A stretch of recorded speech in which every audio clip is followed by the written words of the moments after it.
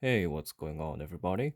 This is Zephyr Chung with Iris Diecast, and it's time for a part two of starting a model car collection series. First of all, if you haven't watched part one, go ahead and check it out. I made a brief introduction about the hobby, covering scale, brands, price, and etc. For this video, I'll give some tips and advices that might help you in building your own collection. So, without further delay, let's get started. First of all, I think it's better if you have a particular theme of your collection. Like some people collect only supercars or American muscle. I've seen some pretty intense Ferrari collectors. If that's too narrow for you, maybe you can choose a particular scale. But anyhow, I believe having a theme can help you focus more and get better control of your collection. Why is that? Because there is a difference between collecting and buying every single product that catches your eye. I'm not saying that there can't be any exceptions at all, or nor am I arguing that not having a theme is bad. After all, if you really want a car, you out to get it, right? But having a particular theme would help you control your purchase better and bring about a sense of unity in your collection. For example, as you know, Burgo and Maisto makes really cool Ferraris in 124 scale.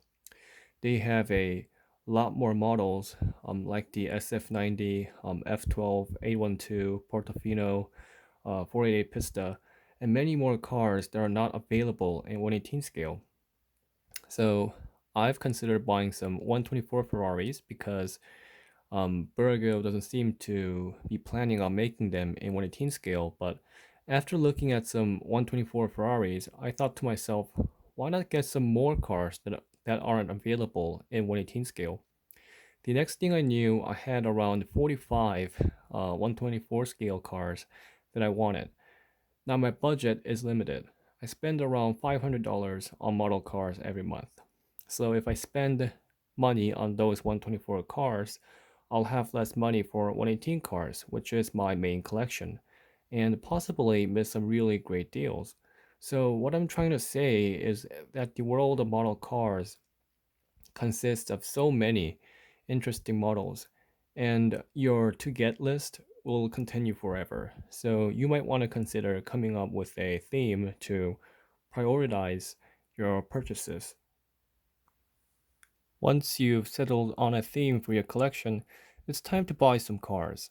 Now, even within a particular theme, we can't buy everything we want, or at least all at once, which means we have to choose, and every choice comes with a price.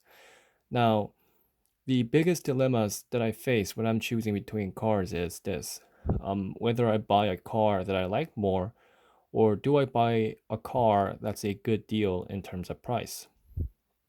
For example, my most recent purchase was this Chevy Caprice 9C1 by UT Models. I really love the fourth generation Caprice. It's one of the cars that I would most certainly love to have one day. And yet I still didn't have a model of the car because it's a very rare and very old model. I paid $60 including shipping for this car. Now I could have chosen a UT Porsche 911 GT1 for $32 including shipping, which is obviously a better deal in terms of price. It may not seem relatable because, let's face it, most of us have 95 bucks if we are joining this hobby. Of course I did, but I left the GT1 in case I had to buy more cars in the future. It's just to give you an idea. The problem will become more apparent when you start buying auto that cost over $200. Anyway, I chose the Caprice because I love the car so much, even though finding another UT 911 GT1 for that price would be very, very difficult. Now, many of you might be thinking, the answer is pretty obvious. You choose what you like better. But what if the deal, instead of the GT1, was two Hot Wheels Elite in an outdoor signature for $36? That's right. I've purchased these three cars for $36. Um, just to get you the idea of how good of a deal this was. This 599 GTB Fiorando by Hot Wheels Elite usually go around $100 here in Korea in mint shape. The Scuderia by the Hot Wheels Elite that also goes around $100 in mint shape. The Bugatti, that's an outdoor signature. That usually goes around $220 here in Korea in mint shape. Of course, as you can tell, these cars are not in a good shape. The Bugatti, it has a missing mirror. There's some dents there. The 599 is missing the Ferrari logo and it has some dents there. But anyhow, I just bought $400 worth of model cars for less than $40, and that's the kind of dilemma that you may be facing later when you're trying to choose the cars.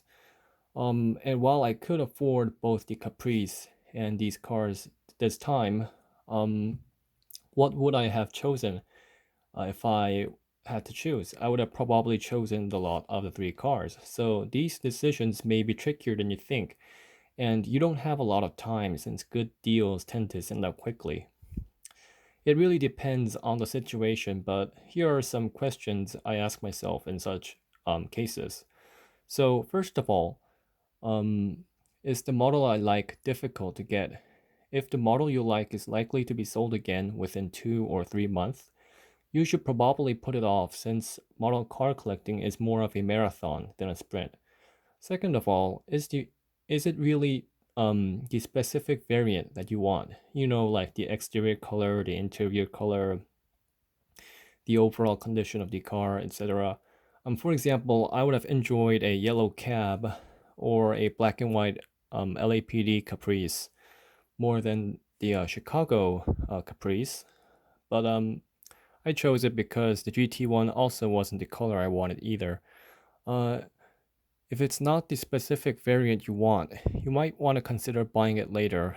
Um, and you should ask the same questions for the cars of the great deal as well and decide based on it.